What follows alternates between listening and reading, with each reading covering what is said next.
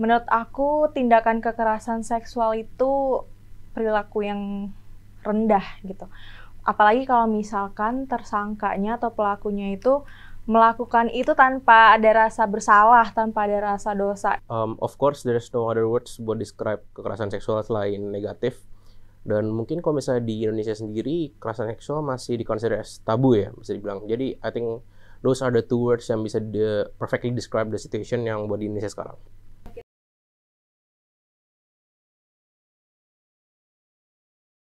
Mungkin kurangnya sosialisasi ya, apalagi kita tahu sekarang di sosial media itu banyak banget informasi yang bisa kita dapetin, tapi mungkin nggak semua bisa menarik itu dalam hal yang positif gitu.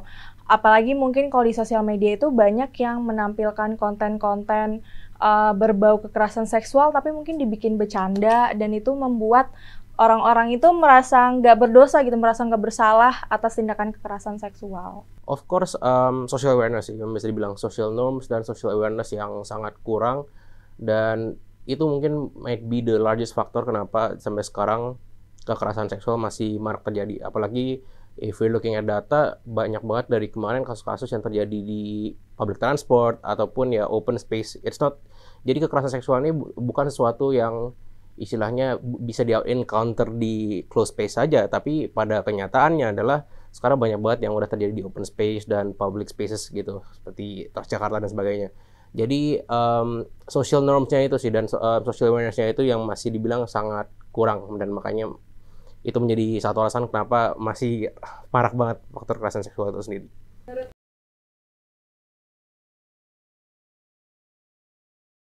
Dampaknya itu sendiri, of course, psychological sih. Kalau misalnya kita mau membahas tentang dari sisi korbannya, karena ya I've met several people that encounter with kekerasan seksual itu sendiri, dan bahkan abuse, dan so far dari cita-cita mereka, banyak banget dari mereka yang tertutup karena beberapa alasan atau faktor. Seperti contohnya mereka they don't know how gimana buat untuk melapor, dan di saat yang bersamaan mereka juga masih berpikiran takutnya ada stigma-stigma sosial dan sebagainya. Jadi support system dan orang-orang terdekat tuh it's very important, apalagi buat the victims. Aku ataupun kita semua mungkin nggak begitu mengerti atau nggak begitu paham gimana rasanya langsung jadi korban kekerasan seksual. Tapi yang pasti dampak yang mereka rasakan itu adalah trauma. Mereka pasti punya rasa trauma sampai kapanpun, walaupun mungkin kedepannya mereka memaafkan, tapi mungkin mereka nggak bisa lupa gitu atas apa yang pernah mereka alamin gitu.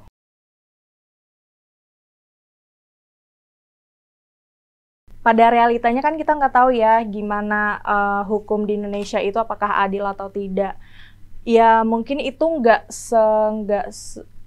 apa ya? Itu nggak seimbang gitu sama apa yang korban rasakan gitu. Dan menurut aku sebaiknya hukum di Indonesia itu juga ditambah dengan hukum sosial sih. Jadi biar mereka juga ada rasa jera, biar mereka nggak ngelakuin lagi di masa depan. It's very subjective kalau misalnya kita mau ngomongin tentang setimpal itu sendiri. Mungkin aja apa yang buat saya setimpal, buat orang lain enggak. Tapi kalau misalnya rata-rata di Indonesia sendiri, saya lihat tadi ada 9 tahun kalau nggak salah.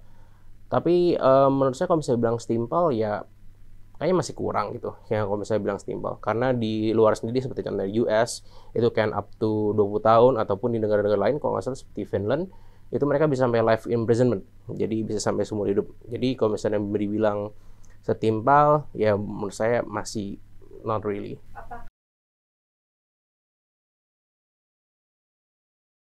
It can be or it can be not. Tapi mungkin pada umumnya bisa diawali dari tindakan bullying gitu. Misalkan awalnya mungkin mereka ngebully itu apa ya?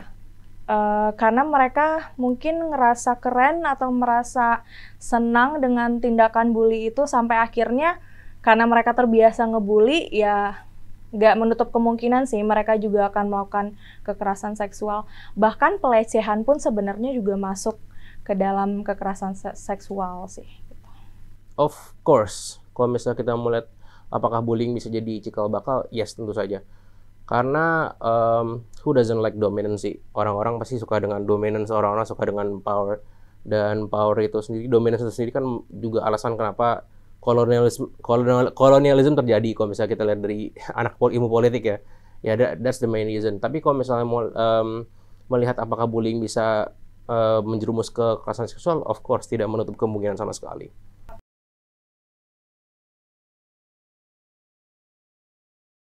Menurut aku, pelaku bullying di kampus atau kekerasan seksual di kampus atau dimanapun itu nggak keren sih. Kalian tuh jangan berpikir kalian keren gitu melakukan itu. Padahal itu sebenarnya suatu sikap yang sangat rendah. Bahkan kalian tuh seharusnya menjaga nama baik diri sendiri, menjaga nama keluarga. Bahkan kalian juga harus menjaga nama kampus atau nama tempat kalian bekerja.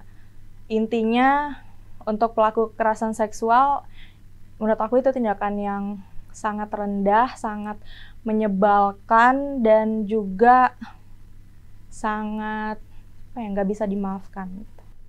Yang pastinya kampus tidak boleh istilahnya lepas surveillance sih, atau dalam artian kampus harus memperhatikan sekali jika adanya tindakan-tindakan seperti itu. Karena perlu diingat bahwa when it comes to crimes kayak sexual abuse dan sebagainya, kampus juga ikut tanggung jawab. Ini bukan istilahnya lepas tangan, bukannya hanya dari individu korban ke polisi atau sektor keamanan. No, ini ada juga andilnya dari kampus. Karena istilahnya kampus lingkungan terdekat bagi mahasiswa di situ, dan if mahasiswa sendiri tidak mempunyai spot yang tepat untuk istilahnya melaporkan terhadap kekerasan seksual sendiri, bullying itu sendiri, jadi mau kemana lagi? So ya, kampus plays a huge role sih kalau misalnya di situ.